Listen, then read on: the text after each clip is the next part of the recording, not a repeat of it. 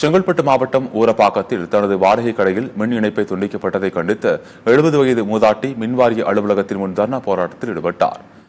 சென்னை கோவளம்பாக்கத்தைச் சேர்ந்த 70 வயது மூதாட்டி விஜயா என்பவர் ஊரப்பாக்கத்தில் உள்ள பாஸ்கர் என்பவருக்கு சொந்தமான கடையில் அழகு நிலையம் நடத்தி வந்துள்ளார். வாடகை ஒப்பந்தம் நிறைவடையாத நிலையில் பாஸ்கர் கடையை காலி செய்யுமாறு கோரி கடைக்கான மின் இணைப்பை துண்டிப்பதாக கூறப்படுகிறது. இது தொடர்பாக மின்வாரிய அலுவலகம் மற்றும் காவல்துறையில் புகார் அளித்தும் நடவடிக்கை எடுக்கப்படவில்லை என்று மூதாட்டி விஜயா கூறி வருகிறார். இந்நிலையில் தனது கடைக்கு மின் இணைப்பு துண்டிக்கப்பட்டதை கண்டித்து ஊரப்பாக்கம் மின்வாரிய செயற்பொறியாளர் அலுவலகம் முன்பு விஜயா தர்ணா போராட்டத்தில் ஈடுபட்டார். தாம்பரம் திமுக எம்எல்ஏ ராஜா என்பவரின் தூண்டுதலின் பெயரில் அதிகாரிகள் நடவடிக்கை எடுக்க மறுப்பதாக மூதாட்டி குற்றச்சாட்டு தெரிவித்துள்ளார். 16 ஒரு பியூட்டி பார்லர் நடத்திட்டு இருக்கோம். அது 10 வருஷம் கான்ட்ராக்ட் போட்டிருந்தோம். அது 7 வருஷம் இருக்கும்போதே லேண்ட் ஆர்டு காலி பண்ண சொன்னாங்க. நாங்க இன்னும் 3 வருஷம் இருக்கு காலி பண்ண மாட்டோம்னா ரொம்ப தொல்லை பண்ணிட்டே இருந்தாரு. அப்புறம் நாங்க கேஸ் கொடுத்தோம்.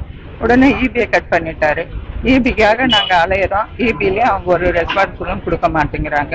அப்புறம் போலீஸ் ஸ்டேஷன்ல கம்ப்ளைண்ட் பண்ணோம். போலீஸ் ஸ்டேஷன்லயும் ஒன்னும் அவங்க இது எடுத்துக்கல. அங்க போலீஸ் ஸ்டேஷன்ல கம்ப்ளைண்ட் பண்ண போனா பசங்களெல்லாம் அப்படி மிரட்டினாங்க அப்படின்னு கம்ப்ளைண்ட் பண்ண போனா அங்க எங்களை மிரட்டுறாரு போலீஸ் ஸ்டேஷன்லயே.